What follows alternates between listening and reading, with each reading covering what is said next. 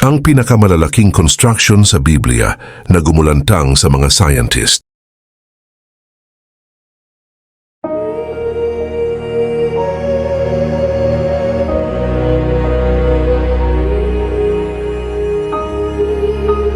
Alam mo ba na ilan sa mga pinakakahanga-hangang konstruksyon sa kasaysayan ay matatagpuan sa Biblia? Ang ilan ay itinayo gamit ang di masukat na kayamanan, ang iba naman ay misteryosong gumuho, at meron ding mga pilit ipinaliwanag ng agham ngunit hindi magawa. Sa bidyong ito, ipapakita ko sa iyo ang 5 pinakamalalaking konstruksyon sa Biblia at ang mga lihim na taglay ng mga ito. Ang huli sa listahan ay tiyak na magpapamangha sa iyo. Handa ka na ba sa paglalakbay na ito sa pananampalataya, kasaysayan at arkeolohiya? Tara, ating alamin ang 5 pinakamalalaking konstruksyon sa Biblia na gumulantang sa mga scientist. Tulad ko ay naisip mo rin ba kung paano magtayo ng isang napakalaking barko nang walang makabagong teknolohiya, walang crane, walang kuryente, gamit lamang ang kahoy, magagaspang na kamay, at matibay na pananampalataya? Iyan mismo ang ginawa ni Noah. Sinasabi sa Biblia na sa panahon ng matinding katiwalian sa mundo, pinili ng Diyos si Noah para sa isang imposibleng misyon, ang magtayo ng isang napakalaking arko upang iligtas ang kanyang pamilya at ang mga hayop mula sa isang pandaigdigang baha. Tinanggap ni Noah ang utos ng Diyos at nagsimulang pumutol ng kahoy, bumuo ng mga bahagi at lumikha ng mga silid. Ang gawain ay sadyang napakahirap. Inabot ito ng ilang dekada habang humaharap sa pangungutya, matinding init, at mabigat na responsibilidad ng pag-iingat sa nilikha ng Diyos. Ang arko ay hindi basta isang ordinaryong bangka. Ang sukat nito ay napakalaki, tinatayang 135 meters ang haba, 22 meters ang lapad, at 13 meters ang taas. Sa madaling sabi, halos kasinlaki ito ng isang modern cargo ship, at gawa lahat ito sa kahoy na gopher, na pinahiran ng alkitran upang maprotektahan laban sa tubig. Kaya naman marami ang nagtataka kung paano nagawa ni Noah ang napakalaking proyektong ito nang walang makabagong kagamitan. Paano niya inorganisa ang mga hayop sa loob? At totoo nga bang may baha na lumipol sa buong mundo? Ayon mismo sa pag-aaral, nakakita ang mga heologo at historiador ng mga ebidensya ng isang napakalaking pagbaha sa rehiyon ng Mesopotamia. Ayon sa mga pag-aaral, libo-libong taon na ang nakalipas, maaring may naganap na sakuna na lumubog sa malalawak na bahagi ng lupa, na naging dahilan upang mabuo ang kwento ng isang pandaigdigang delubyo. Subalit ang mas nakatawag ng pansin ay ang mga umano'y natagpuang labi ng arko mismo. Noong 1959, isang piloto sa Turkey ang lumipad sa ibabaw ng bundok Ararat at nakakita ng isang hugis na kahawig ng katawan ng barko. Simula noon, maraming ekspedisyon ang nagtangkang patunayan kung ang mga labi ng arko ni Noah ay talagang naroon. Ilan sa mga misyong ito ay nakatagpo ng mga petrified wood o kahoy na naging bato. Pati na rin ang mga istrukturang pangheolohiya na tugma sa isang malaking sasakyang pandagat. Ngunit ito nga ba ang tunay na arko ni Noah? Patuloy ang debate ng agham tungkol dito habang nananatiling matibay ang pananampalataya ng marami. Ngayon naman, isipin mong nakatayo ka sa harap ng isang lungsod na napaliligiran ng napakatibay na pader, sobrang kapal at kayang matagalan ng anumang pag-atake. Pero alam mo ba na bumagsak ang mga pader na ito, hindi dahil sa mga makinaryang pandigma, kundi dahil lamang sa tunog ng mga trumpeta at sigaw ng pananampalataya. Ito ang kwento ng Jericho, isa sa pinakamatandang lungsod sa mundo at lugar ng isa sa pinakakahangahangang pangyayari sa Biblia. Ngunit totoong nangyari ba ito? At ano ang sinasabi ng agham tungkol sa pambihirang pagbagsak ng Jericho? Inilalarawan sa Biblia ang Jericho bilang isang kuta na tila hindi kayang pasukin. Para sa mga Israelita na galing sa 40 taong paglalakbay sa disyerto, napakalaking hamon ang pagsakop sa Jericho. Ngunit may plano ang Diyos. Iniutos niya sa hukbo ng Israel na magmarcha paikot sa lungsod sa loob ng 6 na araw, isang beses bawat araw sa katahimikan. Sa ika-7 araw, nagmarcha sila ng 7 beses, hinipa ng kanilang mga trumpeta at sumigaw ng malakas. Pagkatapos isang kamanghamanghang bagay ang nangyari, gumuho ang pader ng lungsod. Dahil dito marami ang nagtatanong kung paano kayang mapapabagsak ng simpleng martsa at tunog ng trumpeta ang napakatibay na pader. Maraming arkeologo ang nagsaliksik sa Jericho at nakatagpo ng mga pambihirang labi. Isa sa pinakakilalang natuklasan ay mula sa British archaeologist na si Kathleen Kenyon na naghukay sa lugar noong 1950s. Natukoy niya ang mga labi ng malalaking pader at higit sa lahat ang ebidensya ng biglaang pagbagsak ng mga ito. Ang mga pader ay tila bumagsak palabas sa halip na masira mula sa isang panlabas na pag-atake. Tugma ito sa salaysay sa Biblia kung saan hindi ito nasira ng mga ram o catapult, kundi ng kapangyarihan ng Diyos. May ilang iskolar na nagtangkang magbigay ng natural na paliwanag sa pangyayaring ito. Ayon sa isang teorya, maaaring isang lindol ang naging sanhi ng pagbagsak ng mga pader. Dahil sinasabing ang Jericho ay matatagpuan sa isang geological fault at madalas ang mga lindol sa rehiyon. Ayon sa mga scientist, maaaring may isang malakas na pagyanig na naganap sa tamang oras na siyang nagpatumba sa mga pader. Ngunit narito ang pinakakapansin-pansing tanong: paano nahulaan ni Josue at ng mga Israelita ang eksaktong oras na magaganap ang isang lindol?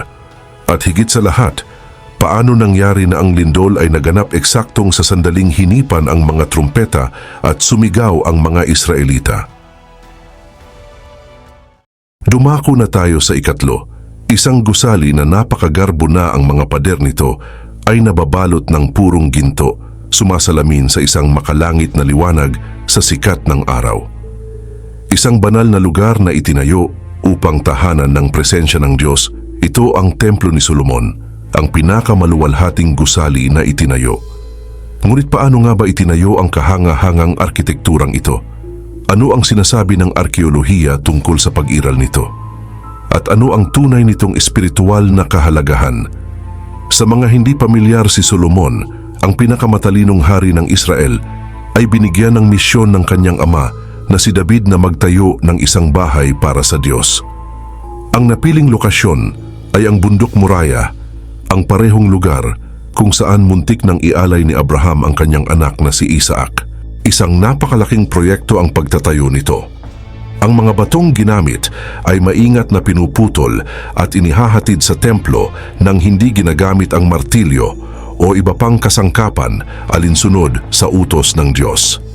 Ang sedro mula sa Lebanon, isa sa pinakamainam na kahoy noong panahong iyon, ay dinala para pagandahin ang loob.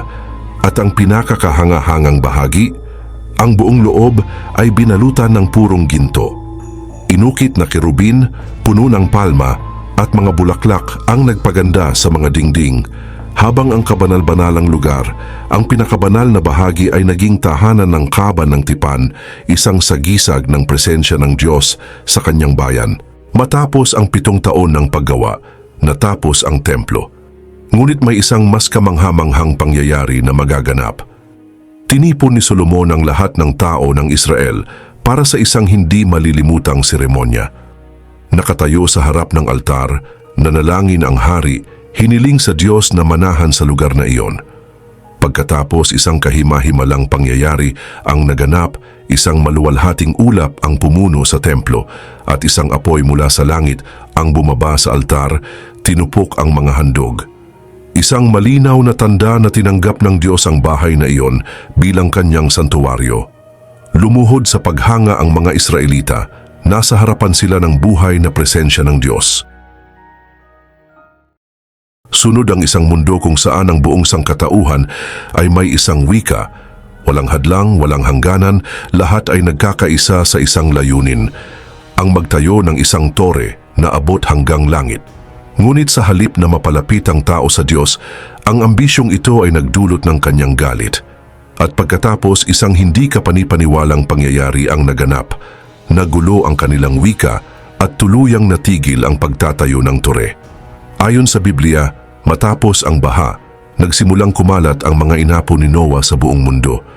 Sa isang punto, napagpasyahan nilang manirahan sa kapatagan ng Shinar sa kasalukuyang Mesopotamia. Sa tulong ng isang teknolohiya noong panahong iyon, mga ladrilyong pinatigas sa apoy at tinatakan ng alkitran, sinimulan nilang itayo ang isang tore na aabot sa langit. Hindi lang ito isang likhang arkitektura, kundi isang sagisag ng kayabangan at pagsasarili. Sinubukan nilang hamunin ng Diyos, ngunit namagitan ng Diyos. Nang makita ang kanilang ambisyon, gumawa siya ng isang matinding hakbang. Ginulo niya ang kanilang wika upang hindi na sila magkaintindihan. Isang manggagawa ang humihingi ng ladrilyo, ngunit ang kasamahan niya ay inakalang humihingi siya ng tubig. Nagbibigay ng utos ang tagapamahala, ngunit walang nakauunawa sa kanya. Sa isang iglap, nagkaroon ng kaguluhan sa lugar ng pagtatayo at sa gayon natigil ang konstruksyon. Napilitang magkahiwa-hiwalay ang mga tao sa buong mundo, bumuo ng iba't ibang bansa at kultura. Ang pangyayaring ito ang nagbigay daan sa mga wikang ginagamit natin ngayon na siyang ibinabahagi ko sa iyo. Ngunit, ito ba ay isang alamat lamang o may ebidensya ng toring ito? Maraming scholars ang naniniwala na ang Tore ng Babel ay maaaring hango sa isang ziggurat, isang uri ng hagdang piramide na templo sa Mesopotamia. Ang pinakatanyag sa mga ito ay ang Etemenanki, isang dakilang templo sa sinaunang Babilonya na inialay kay Marduk.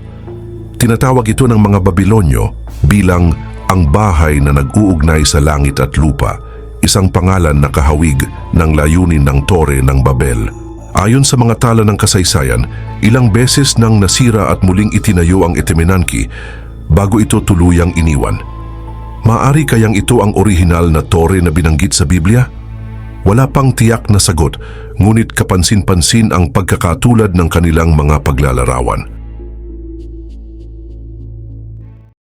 At ang ikalima sa ating listahan, isipin mo na nabuhay ka sa isang panahon kung saan ang iyong bayan ay inalipusta, pinaalis sa kanilang lupain at nasaksihan ang pagkawasak ng kanilang banal na templo. Ito na ba ang katapusan ng kanilang koneksyon sa Diyos?